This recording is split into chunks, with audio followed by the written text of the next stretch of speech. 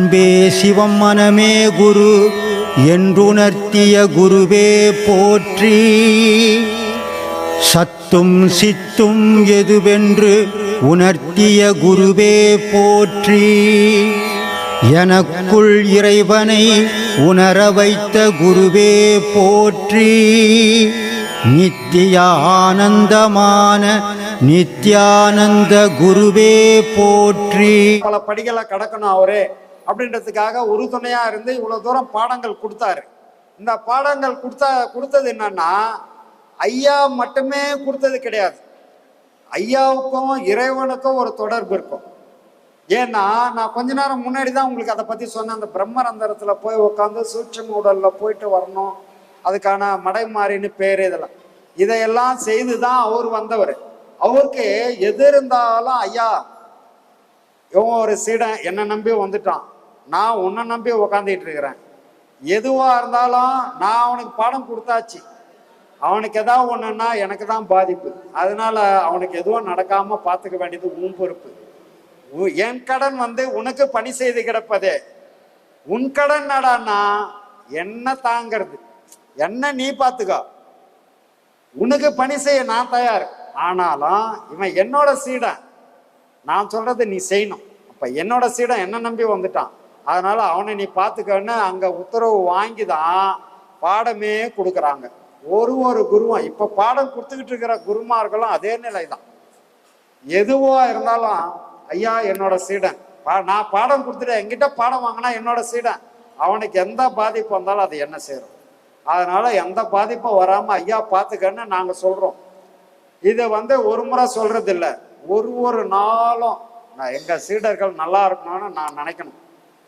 நான் பாடம் கொடுத்த அத்தனை சீடரும் நல்லா இருக்கணும்னு நான் நினைக்கணும். அதான் என் வேலை, நான் அதான் நினைப்பேன். அப்போ என் சீடர் நல்லா இருக்கணும்னு நினைக்கிறேன். நானு என்னை பத்தி நான் கேட்க முடியாது. ரெண்டாவது கேட்க வேண்டிய அவசியமும் கிடையாது. காரணம் என்னன்னா, என்ன கொடுக்கணும்னு அவனுக்கு தெரியும். ஆனா இப்படியெல்லாம் நாங்க கேட்டு ஒரு குரு சீடனுக்கு அந்த அளவுக்கு ஒரு வளையம் மாதிரி பாதுகாப்பு போட்டு அவனை காப்பாத்தி பார்த்துக்கிட்டு இருக்கிறார். அவர் இருந்த வரைக்கும் பார்த்துட்டு இருந்தா, இப்பயும் பார்க்கிறார். ஆனா குருவுக்கு துரோகம் பண்ணி அந்த ஒழுக்க நெறிய தவறி ஒழுக்கம் இல்லாம ஒழுக்க பண்புகளை எல்லாம் இழந்து ஒருத்தர் போயிருக்காரு, உபதேசங்கள் வாங்கிட்டாரு, ஒழுக்க நெறிய தவறிட்டாருன்னு சொன்னா அதுக்கான பாவம் அந்த குருவை சேர்ந்துடும். அந்த குரு கடைசி காலகட்டத்தில் நடக்க முடியாம ரொம்ப அவஸ்தைப்பட்டு எவ்வளோ பிரச்சனைகளை ஐயா சந்திச்சாரு. பார்த்தவங்களுக்கு நிறைய பேருக்கு தெரியும். இதெல்லாம் அவங்கவுங்க குருவுக்கு செய்த அந்தந்த சீடர்களினோட மிகப்பெரிய பாவம் அவரை சேர்ந்தது. கால் நடக்க முடியல அவருக்கு. எந்த குருவும் காலில் உழறதுக்கு அனுமதிக்க மாட்டாங்க. ஆனா இங்க ஐயா கிட்ட எல்லாரும் காலில் ஆசீர்வாதம் வாங்குவாங்க. யாரையும் அவர் வேணாம்னு சொல்லுவார், ஆனாலும் ஒத்துக்க மாட்டாங்க, உழுவாங்க, சரி ஆசீர்வாதம் பண்ணிட்டு போயிடுவார். ஆனா அப்படி இருந்து கடைசியா அவரால் நடக்க முடியாத சூழ்நிலைக்கு ஆயிட்டார். நிலைய ஒழுக்கம் இல்லாத சீடர்களால இந்த பாதிப்பு குருவுக்கு வந்துடும். இது சகஜம். இது ஏற்கனவே ஐயா எங்களுக்கே சொல்லியிருக்காரு.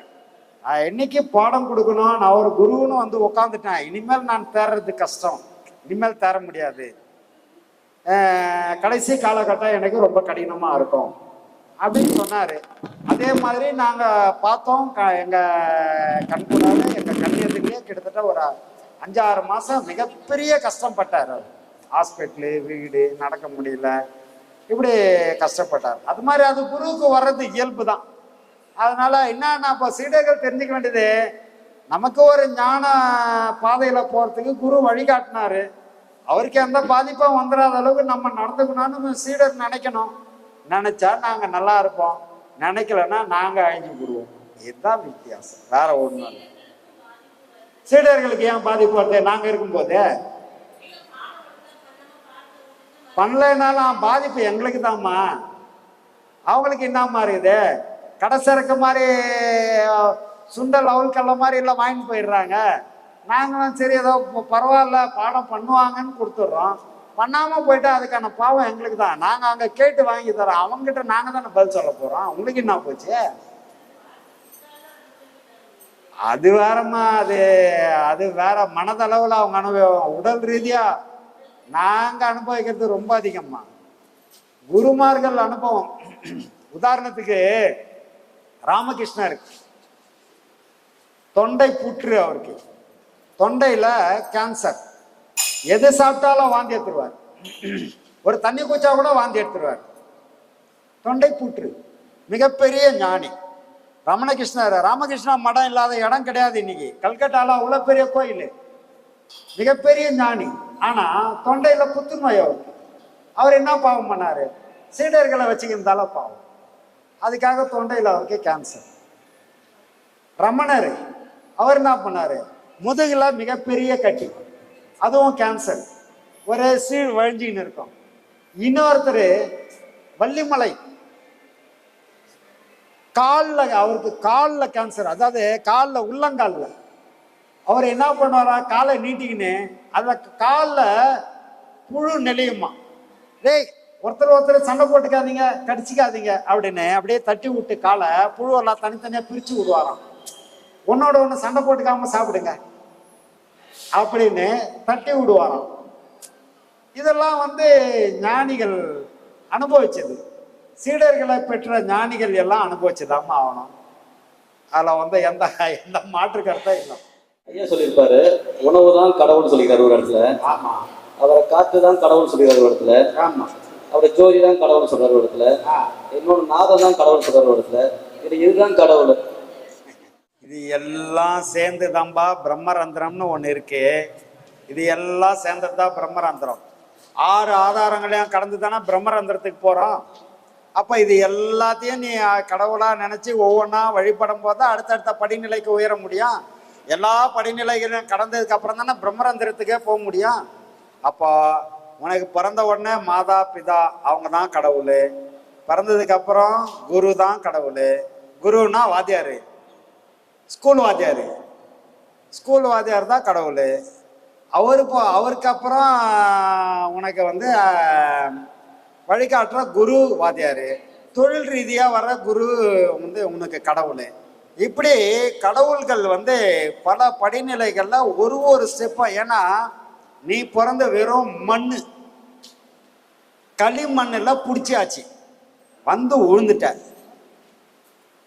என்னன்னா ஜடப்பொருள் மாதிரி.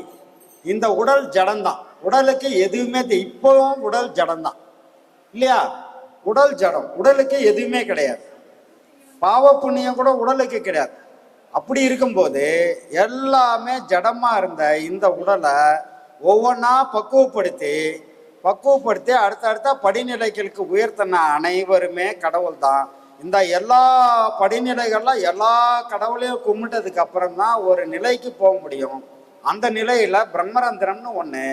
அங்க போனா உன்னோட ஜீவன் ஆகிய சிவலிங்க தரிசனம் உனக்கு அங்க கிடைக்கும். அது கிடைச்சதுக்கு அப்புறம் தான் உன்னோட ஆற்றலாலையும் குரு சொல்லி கொடுத்துருக்கிற பாடத்தினாலையும் பிரம்மரந்திரத்திலிருந்து நீ உயரும் போது உனக்கு மேலே இருக்கக்கூடிய இறை ஆற்றல் உன்னை சேர்த்துக்கும்.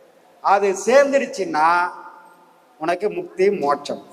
அது சேரலைன்னு சொன்னா அந்த சூக்கம உடல் மீண்டும் உயிர் பிரியும் பொழுது 9 வாசல்கள் வழியா ஏதோ ஒரு வழியில அந்த உயிர் பிரியும் போது இந்த சூக்கம உடலை இழுத்துட்டு போயிட்டே இருக்கும். சூக்கம உடல் இப்படி போயிடுச்சுன்னா மீண்டும் பிறவி. பிரம்மரந்திரத்துல போய் இறைவனோட ஐக்கியமாயிட்டா முக்தி மோட்சம், பிறவி இல்லை. நம்ம இப்ப சண்முகநாயகர் கல்யாணம் நடந்துச்சு, திருக்கல்யாணம் நடந்துச்சு சண்முகநாயகருக்கு. ஆமா. அதுல ஐயா 2 சிலை வச்சுக்கிறாரு. உற்சவர் வச்சுக்கிறாரு, மூலவர் வச்சுக்கிறாரு. இப்ப மூலவர் அங்கே இருக்காரு, உற்சவர் மட்டும் வெளியே சுற்றி வர்றாரு. அந்த மாதிரி ஆன்மானுக்கு நம்ம உடல்ல இருக்கு. அப்போ என்ன, உடலை விட்டு உயிர் பிரின்னு சொல்றாங்க. நம்ம உடலை விட்டு ஆன்மா பிரிஞ்சிச்சுன்னா இந்த உடல்ல யாரு இருப்பாங்க? முதல்ல ஆன்மானா என்ன? ஆன்மான்றது என்ன சொல்லுங்க? சப்தம். அது இறைவன். ஓசை இறைவன். ஒலியும் ஓசையுமா இறைவன் இருக்காரு. ஆன்மா சப்தம் மட்டும் கிடையாது. அதுல முப்பொருள் இருக்கு. ஆன்மால முப்பொருள் இருக்கு. ஆன்மான்றதே முதல்ல எதுன்னா, நிறைய பேர் ஆன்மான்றாங்க, உயிர்ன்றாங்க. அதுதான் இப்போ கொஞ்ச நேரத்துக்கு முன்னாடி மானிடராக்கை வடிவு சிவலிங்கம் சொன்னது. அப்போ இந்த பிரம்மரந்திரத்தில் இருக்கக்கூடியது சூக்கும உடல். இந்த சூக்கும உடலை தான் ஆன்மான்னு சொல்லிட்டு இருக்காங்க. அந்த சூக்கும உடல் தான் 9 வாயில் வழியா போனா பிறவி எடுக்கும், உச்சி வழியா போனா இறைவனோட சேர்ந்துரும். அப்போ இந்த சூக்கும உடல் தான் ஆன்மா. இதுல முப்பொருள் இருக்கு: ஓசை, ஒளி, விந்து. விந்து தான் அதை கொண்டு போய் சேர்க்குது. அதனால ஓசை, ஒளி, விந்து அது சூடு, வெப்பம், அதை வெளிச்சம், இந்த விந்தோட வளவளம், இது எல்லாம் சேர்ந்தது தான் ஆன்மான்ற அந்த பொருள். அந்த பொருளுக்கு பேர் தான் சூக்கும உடல். இந்த சூக்கும உடல் தான் பிறவி எடுக்குது. இப்போ நிறைய பேர் சொல்லுவாங்க, செத்தா என்ன திரும்ப போறோம், வரும்போது என்ன எடுத்துட்டு வந்தோம். அன்பே சிவம் மனமே குரு என்றுணர்த்திய குருவே போற்றி. சத்தும் சித்தும் எதுவென்று உணர்த்திய குருவே போற்றி. எனக்குள் இறைவனை உணர வைத்த குருவே போற்றி. நித்திய ஆனந்தமான நித்யானந்த குருவே போற்றி. குரு பிரம்மஸ்ரீ நித்யானந்தரே போற்றி போற்றி. ஆகாமியத்தை உணர வைத்த குருவே போற்றி. இன்ப துன்பம் நாட்டம் எதுவென்று உணர்த்திய குருவே போற்றி.